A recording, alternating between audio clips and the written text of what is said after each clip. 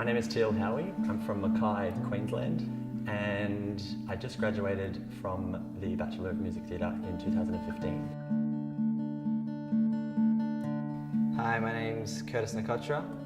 I'm 18 and I'm from Sydney, Australia. Toongabbie, represent.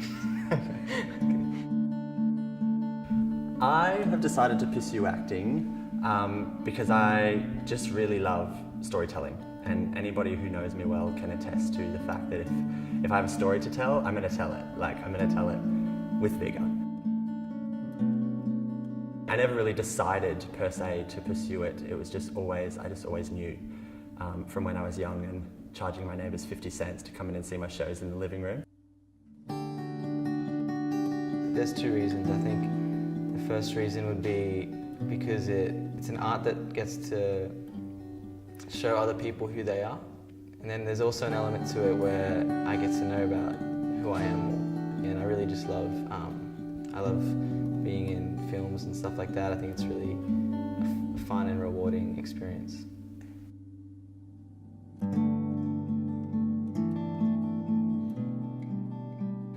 So I grew up with my brother, my older brother, and we used to make short films like just with iMovie and just playing around on our laptop, and we really enjoyed it. And so with my church that I currently attend, we've been making short films that have been airing on Foxtel. So that's probably been like my greatest experience, and just getting to work in lots of in different roles in short films.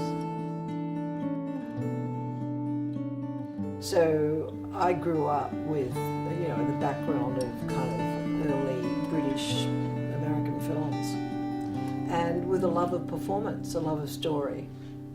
One of the frustrations of actors is if they're not getting a continuity of work.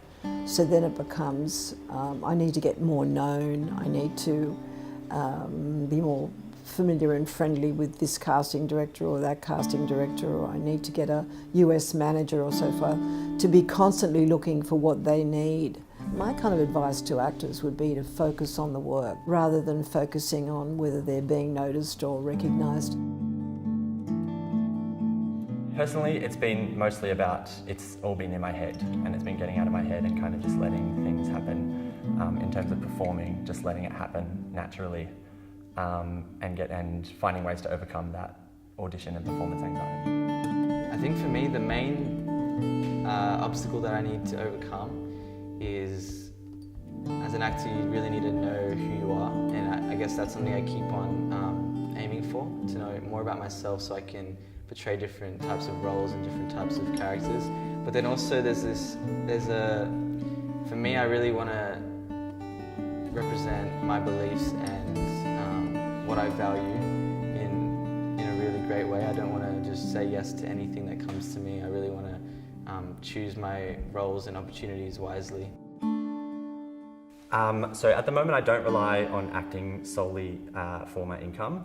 I currently work at the cinemas in a casual job, but I'm about to go on contract for 9 months, so it'll be nice to be able to say that I do rely on acting for a sole income for that short amount of time. But it's just one of those industries where it's kind of, you have to have that second source of income, because you're never going to be in the same place and in the same job for any more than weeks, months at a time. So it's intense, but it's exciting.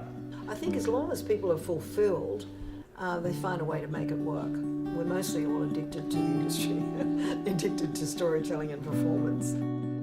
I think the lack of opportunity for Australian actors definitely comes from funding cuts. The recent government cuts have meant that people aren't paying actors properly. To me, you can do something for free as a favour, and there's great value in that. I was always told that as soon as you do something for cheap, it kind of devalues the work, and it devalues you as an actor, and it devalues the industry. Yeah, and then it's not a real profession. Like, you're not seeing nurses go out and do, save lives for half price. So why are we doing this work? Why are we doing our work and our creative work for half price?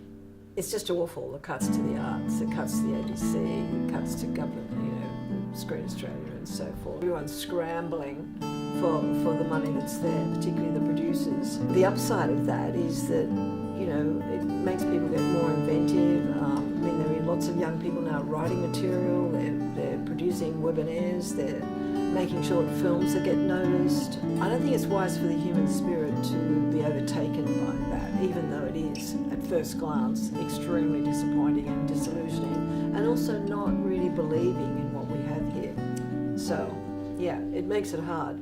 I believe to be a successful actor, you really need to have integrity and to have honesty and to be driven by why you want to be an actor. I think a lot of people try and just get into acting for the limelight. They don't really understand why they want to do it, and that might cause them to stop growing, and that's when people cease to expand in their talent. Yes, I think moving to certain locations to an extent definitely helps with luck and opportunity and opening doors. It obviously opens a lot more doors for myself living in Sydney than living in small town Mackay.